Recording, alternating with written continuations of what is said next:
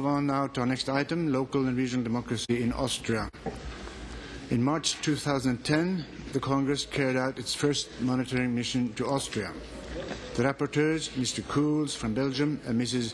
Loizedou from Cyprus, paid a visit to the Austrian capital, Vienna, and St. Pölten, the capital of the land of Lower Austria, following which they presented a draft recommendation on local and regional self-government in Austria for the approval of the Monitoring Committee of the Congress in February 2011.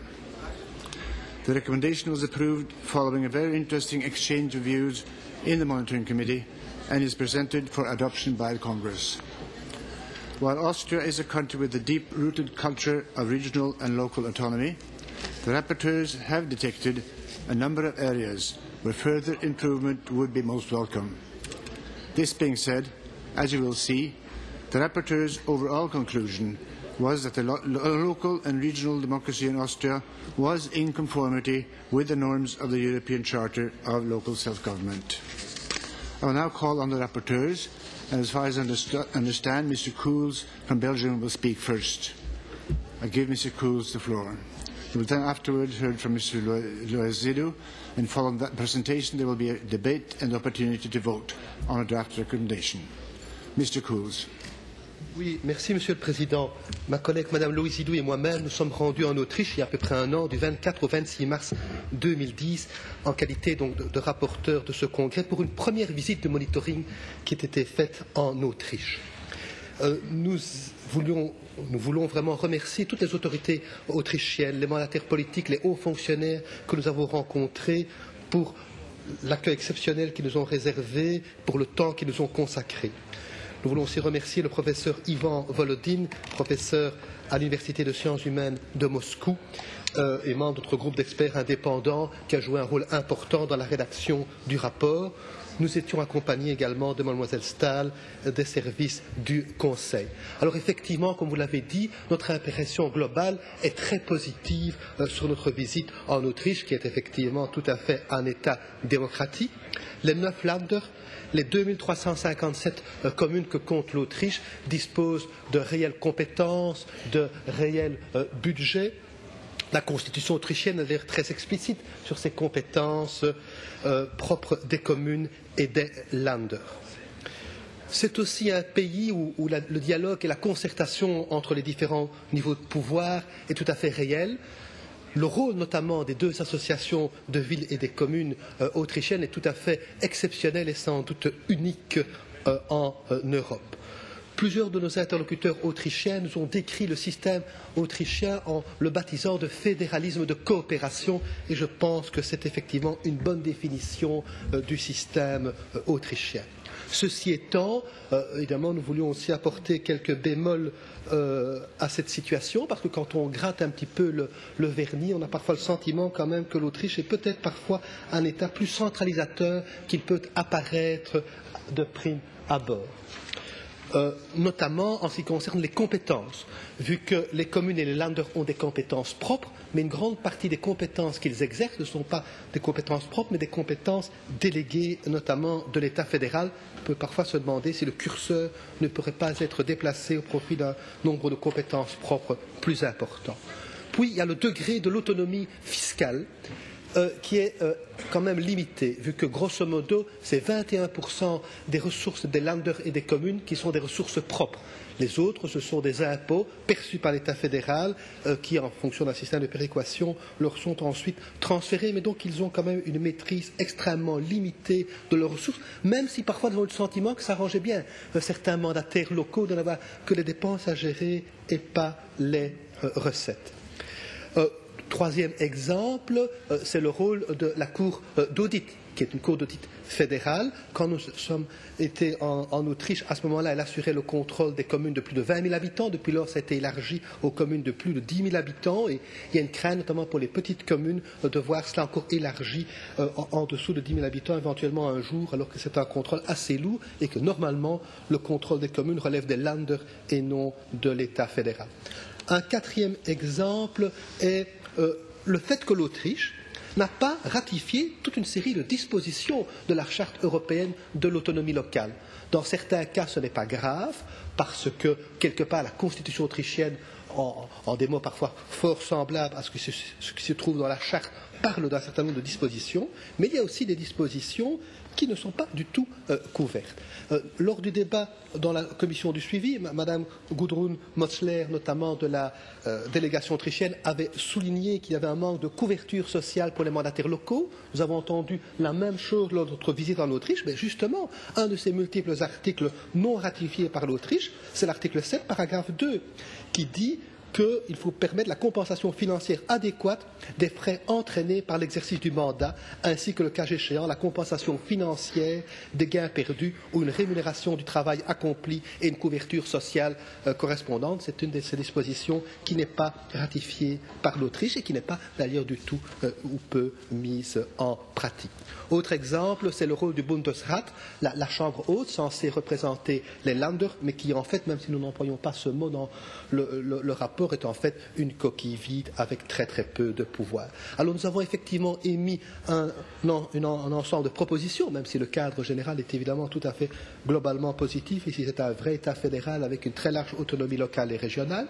Les premiers de nos propositions concernent la poursuite souhaitable du processus de réforme institutionnelle, c'est-à-dire la poursuite des travaux qui ont été entamés dans ce qui s'appelle le convent autrichien. Ça concerne notamment l'équilibre des compétences entre les différents niveaux de pouvoir et donc un peu déplacer le curseur dont je parlais tantôt et d'appliquer au mieux le principe de subsidiarité dans l'attribution des compétences. Ça concerne aussi le rôle du Bundesrat et sur les autres points de notre résolution, ma collègue Mme Louise Hidou va peut-être maintenant vous les expliciter.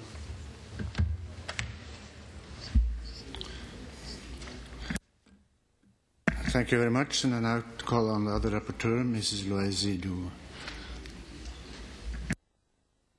Thank you, Mr. President. Dear colleagues, please allow me now to take over from Mr. Kurz and mention some of the other major points which we recommend to Austrian authorities.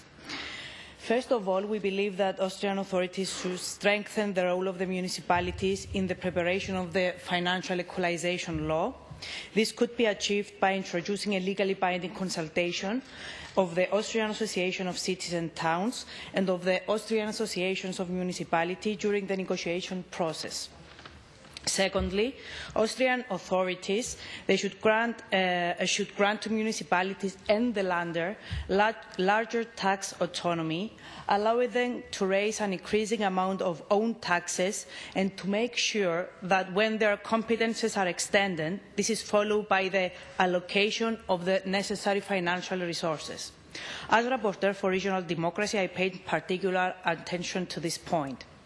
Additionally, the flexibility of municipality associations should be enhanced by abolishing the remaining limitations to intermunicipal cooperation across the borders of the Länder and by increasing the competences of such associations.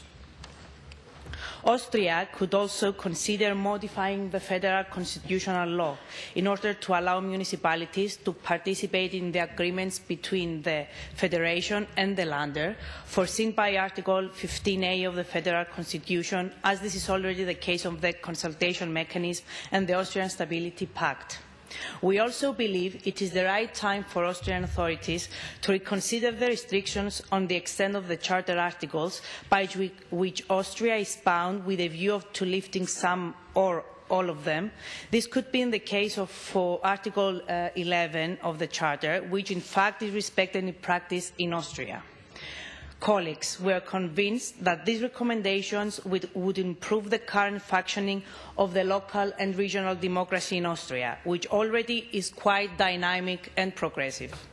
The text of the recommendation presented to you includes a detailed list of suggestions that we hope will be taken into consideration by the Austrian authorities. Dear colleagues, we are at your disposal if you have any questions or clarifications on the text of this draft recommendation. Thank you for your attention. Thank you very much. The debate is now open, and I have a list of speakers.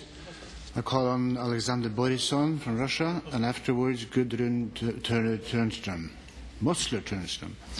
But first, Alexander Borisson. Уважаемый господин председательствующий, уважаемые члены Конгресса, несомненно, авторы доклада представили очень сбалансированный и актуализированный доклад. Мы рассматриваем сегодня результаты первого мониторинга по Австрии, проведенного после 1987 года, когда Австрия присоединилась к Европейской хартии местного самоуправления. Австрия, несомненно, развитая демократическая страна, но мониторинг показывает, что и в этой стране имеются проблемы и узкие места. Это еще раз подтверждает, что проводить регулярный мониторинг всех стран Европы необходимо без какого-либо исключения. Рассматриваемый проект рекомендаций вызывает интерес к австрийскому опыту развития федерализма и местного самоуправления. И мы хотели бы укрепить контакты с уважаемыми австрийскими коллегами и использовать их интересный опыт кооперативного федерализма, а также австрийской конвенции и реализации принципа субсидиарности. Австрия – федеративная страна, так же как и Российская Федерация. И ее опыт будет нам очень полезен.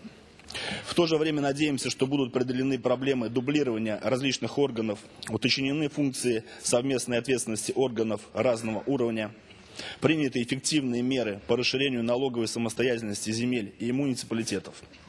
Мониторинг, проводимый Конгрессом, должен быть нацелен не только на выявление недостатков и нарушений, но и на сохранение позитивного опыта и положительных практик различных стран по развитию регионов и местного самоуправления. В заключение хотелось бы еще раз поблагодарить авторов доклада за проделанную ими работу. Спасибо. Thank you. And I call on Gudrun Mosler-Sundström.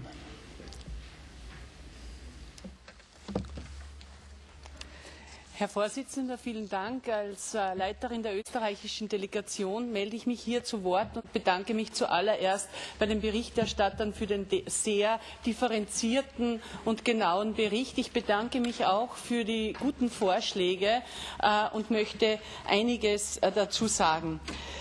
Wie Sie richtig erwähnt haben, unser föderalistischer Staat besteht, es ist ein kleines Land, Österreich besteht aus vielen, vielen Kleingemeinden. Nur ein Beispiel, Salzburg mit 531.000 Einwohnern hat alleine 119 Gemeinden.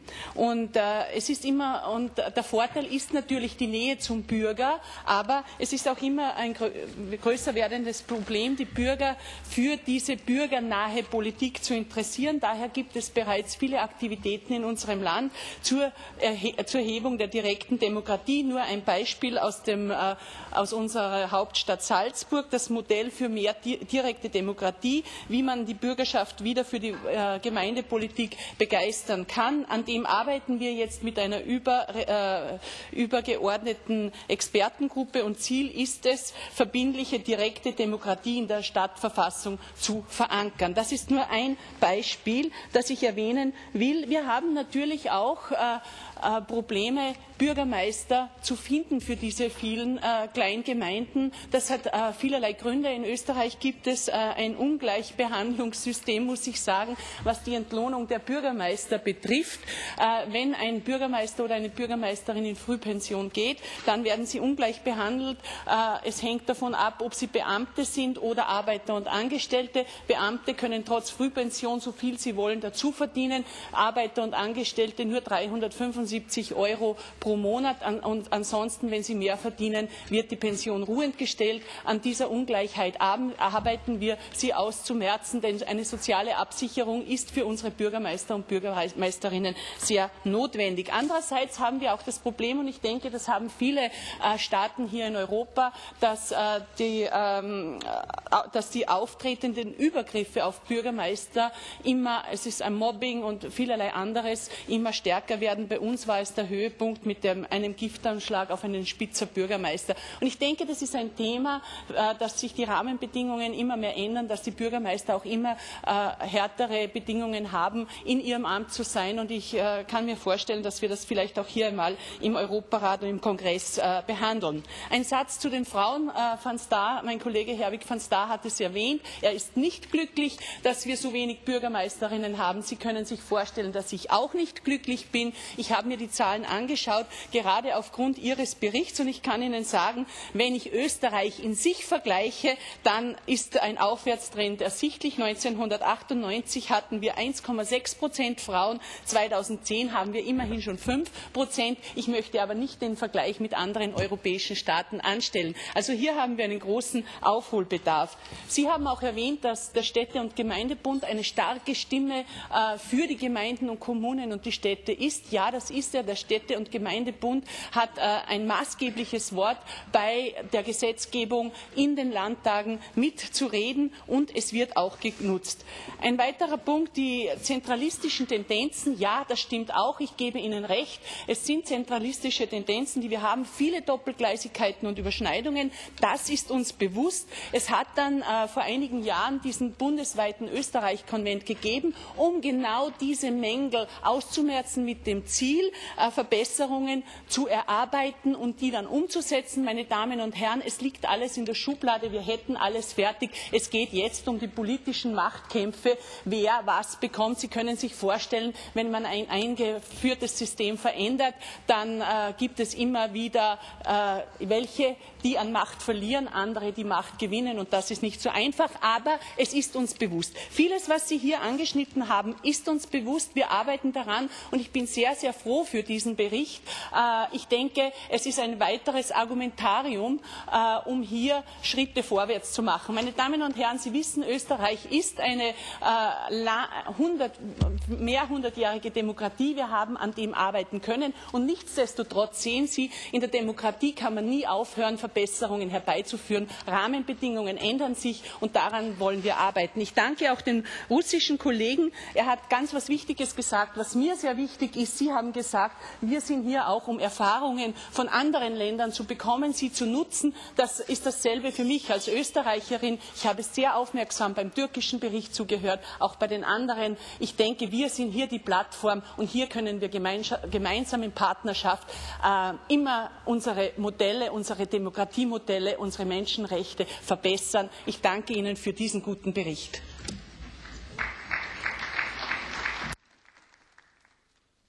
Thank you very much, and I'm certain that we all agree that all our democracies need to be developed all the time. That concludes my list of speakers, and I will ask the rapporteurs if they would want to comment anything. Mrs. Louisou, we'll go the other way around maybe. The ladies first. Mrs. Louisou. Thank you very much, Mr. President. I just want to thank you all for the comments. It was a joy for us to visit Austria and do this monitoring mission. And I would like to underline once again the importance of this kind of monitoring missions. It's valuable experiences both for us and for the country members of the Council of Europe. Thank you very much once again. Thank you. And Mr. Coons. Merci, Monsieur le Président. Effectivement, Madame Louisidou et moi-même, c'était la première fois que nous avions la chance d'être rapporteurs, de faire une mission de monitoring et nous en avons retiré vraiment une excellente expérience. Et c'est vrai ce qui a été dit par le premier intervenant, que le modèle autrichien peut parfois inspirer d'autres pays, que c'est un petit peu l'utilité de nos travaux. Le modèle autrichien est quand même très différent du modèle suisse ou du modèle allemand au niveau fédéralisme. Donc il faut aussi en être conscient, mais donc peut-être effectivement inspirer certains pays. D'autre part, en ce qui concerne la participation, il y a toute une série de mécanismes de participation en Autriche, mais comme c'est un État fédéral, la constitution des différents Länder est différente, et donc les mécanismes de participation sont parfois différents de Länder à Länder, mais ça dépend aussi de la taille, notamment des communes. Dans les toutes petites communes, dans certains Länder, il y a même une assemblée générale annuelle où tous les citoyens de la commune sont réunis pour débattre et entendre un exposé de leurs mandataires locaux. Donc c'est vraiment une démocratie participative comme le forum athénien. Donc, comme l'a dit ma collègue, c'était pour nous une mission pleine d'enseignement et nous espérons avoir pu aider nos amis autrichiens dans la poursuite de leur réflexion sur la démocratie locale et régionale. Merci, Monsieur le Président, chers collègues. Thank you very much. So now we consider the draft recommendation. The draft recommendation is contained in document CG 28. No amendments have been tabled. The Congress will now vote on the draft recommendation. Will those in favour of the draft recommendation please raise their hands? Against? I see none. Abstentions? I see none. The draft recommendation contained in this document is adopted, and I congratulate the rapporteurs for the first time job, and I hope that you can help us further on in other reports. Thank you. A small applause for the rapporteurs, please.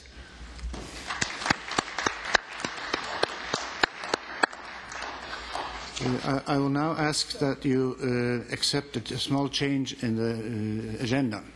Our visitor, the Commissioner responsible for regional policy in the Commission of the European Union, Johannes Hahn, has arrived, and I think we should make use of his presence and take his statement and debate on that before the report on Ukraine. Can we agree on this? So we can. And then I'll ask Keith Whitmore to come back to the chair.